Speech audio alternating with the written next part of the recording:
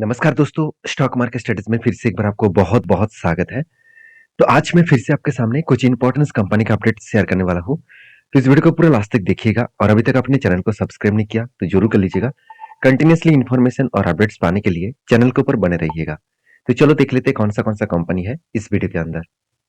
First जो company है जिसका नाम है मदरसन सुमी वायरिंग्स लिमिटेड, जिसको हम लोग एम सुमी नाम से भी जानते हैं।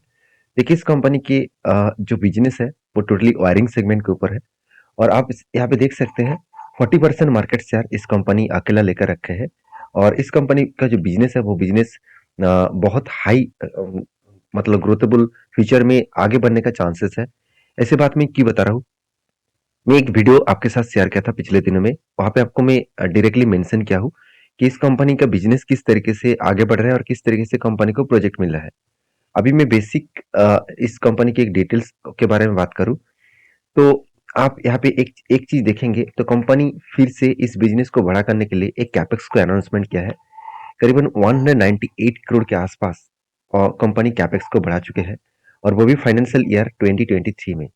तो कंपनी का जो क्लाइंट बेसिस है वो भी लगातार लगातार बढ़ते चले जा रहे हैं। अभी यहाँ पे देख सकते हैं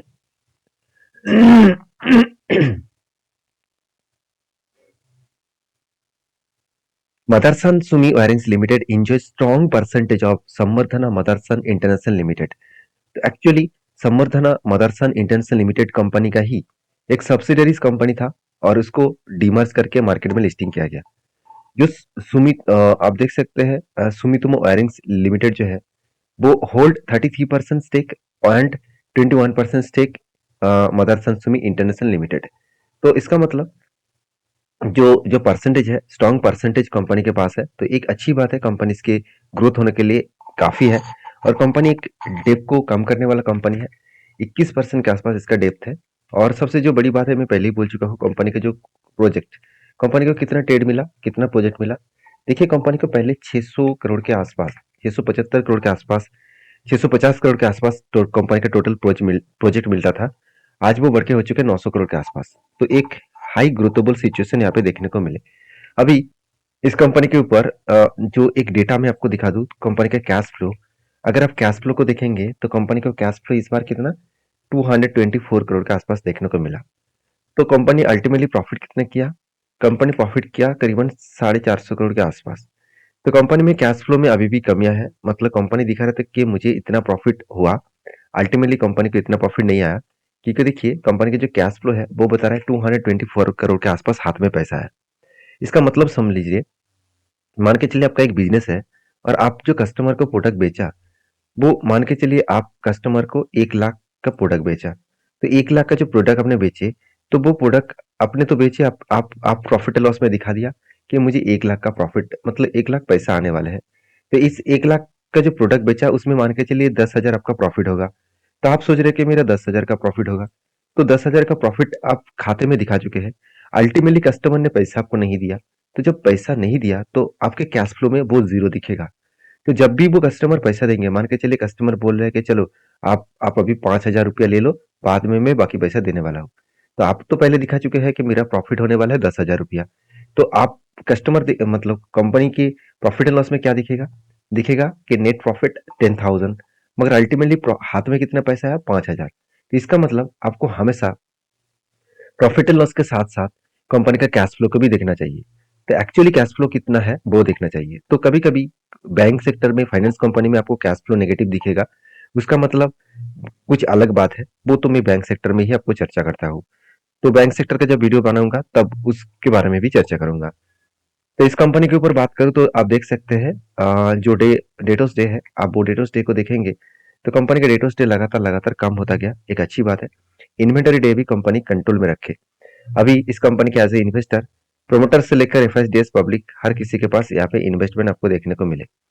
तो प्रोमोटर के पास जो होल्डिंग्स है वो करीबन करीबन 61% के आसपास, और एफएस के पास जो होल्डिंग्स है करीबन 11% के आसपास, और डीएस के पास जो होल्डिंग है वो 17% के आसपास देखने को मिला। तो एक अच्छा खासा, एक अलग लेवल का यहाँ पे होल्डिंग्स देखने को मिले हैं। अभी इस कंपनी के ऊपर जो टेक्निकली चार्ट पैटर्न्स बना उसको दिखाने से पहले मैं कंपनी के लास्ट कुछ फ्यू डेज का डिलीवरी का परसेंटेज दिखाऊंगा। देखिए लास्ट कुछ पीरियड्स का डिलीवरी का परसेंटेज जो है वो हाई वॉल्यूम के साथ डिलीवरी का परसेंटेज देखने को मिला, अराउंड 60 to 70% के आसपास। तो इतना वॉल्यूम क्यों हो रहा है, उसके पीछे रीजन भी है। कंपनी के ऊपर एक टेक्निकली चार्ट पैटर्न्स बना है जो कुछ इस तरीके से है, कप विथ 100 पैटर्न्स बना, और फाइनली यहाँ पे क्या हुआ, ब्रेकआउट हुआ। ब्रेकआउट होने के बाद एक रिट्रेसमेंट भी किया, और उसके बाद धीरे धीरे करके कंपनी आगे बढ़ रहा है। तो यहाँ पे एक रेंज मैंने मार्किंग करके रखा हूँ, इस रेंज के ऊपर कंपनी को क्लोजिंग देना पड़ेगा। अगर इस रेंज के ऊपर क्लोजिंग दे तो एक हायर पॉसिबिलिटी है, एक लंबा सा जर्नी आपको देखने को मिलेगा। और मैं जो टारगेट लेकर चलूंगा वो करीबन करीबन 80 रुपीज के आसपास।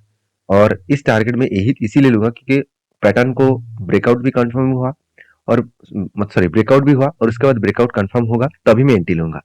उससे पहले आप शांति से बैठे रहेंगे। जब इस तरीके से पैटर्न्स को ब्रेकआउट होगा तभी कुछ डिसीजन लेना चाहिए।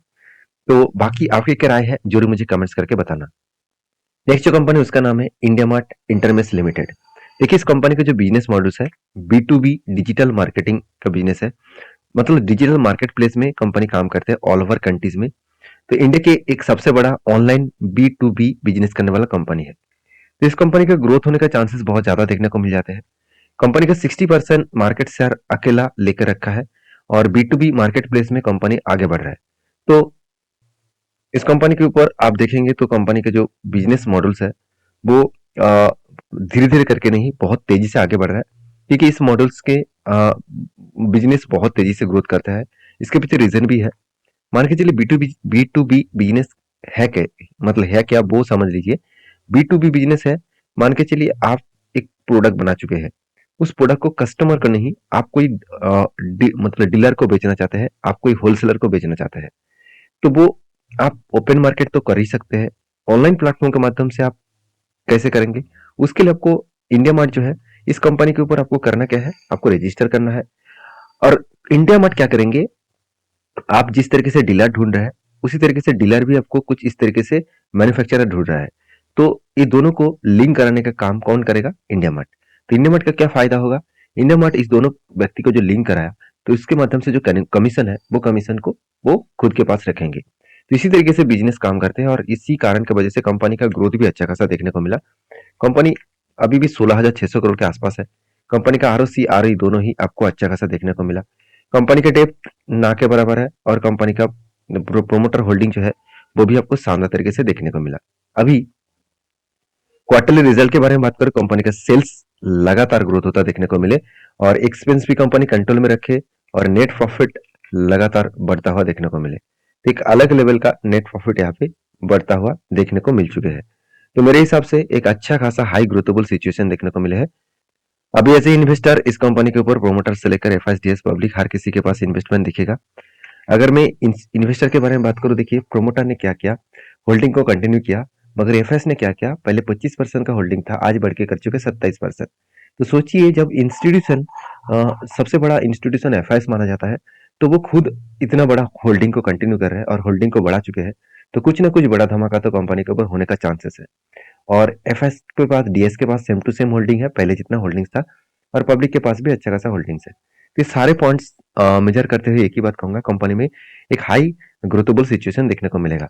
अभी कैश फ्लो के बारे में बात करूं, तो कंपनी के ऊपर कैश फ्लो देखिए, लगातार कैश फ्लो भी इंक्रीज हुआ।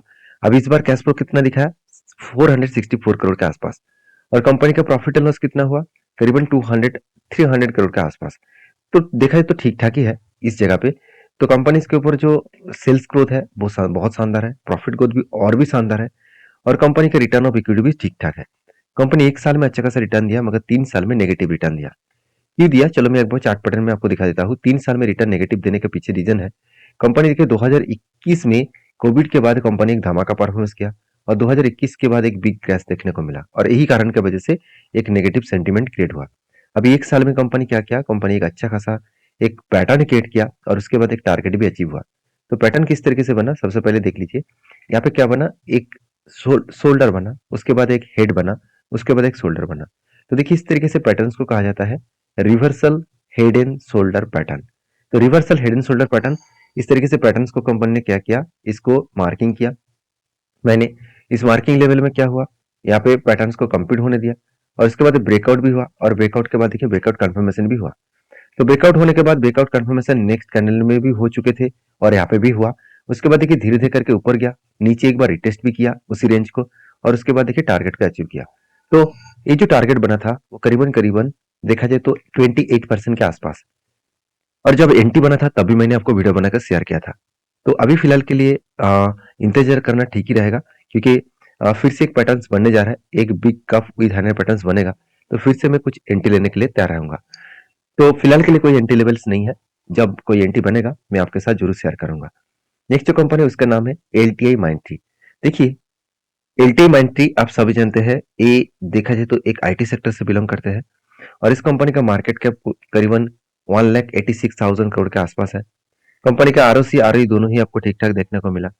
कंपनी का पी रेशियो 42 के आसपास है। कंपनी के डेप्थ ना के बराबर है, और कंपनी के जो प्रोमोटर के होल्डिंग है वो भी शानदार आपको देखने को मिला। अभी इस कंपनी के ऊपर जो क्वार्टरली रिजल्ट है वो आप देखेंगे, कंपनी के सेल्स लगातार बढ़ता हुआ देखने को मिले, एक्सपेंस को कंपनी कंट्रोल में रखे, और उस बेसिस में कंपनी का नेट प्रॉफिट वो भी आपको लगातार बढ़ता हुआ देखने को मिले। तो अलग लेवल का एक नेट प्रॉफिट देखने को मिले है, अलग लेवल का एक प्रॉफिट ग्रोथ देखने को मिले है। तो मैं जरूर कहूंगा इस कंपनी के हाई लेवल प्रॉफिट ग्रोथ में आपको अच्छा खासा ग्रोथ भी सिचुएशन देखने को मिले है। तो एलटीआई माइंड के ऊपर इसीलिए कंपनी जो एक small and medium type company था, आज कंपनी को लार्ज कैप कैटेगरीज के अंदर दाखिल करा चुके हैं।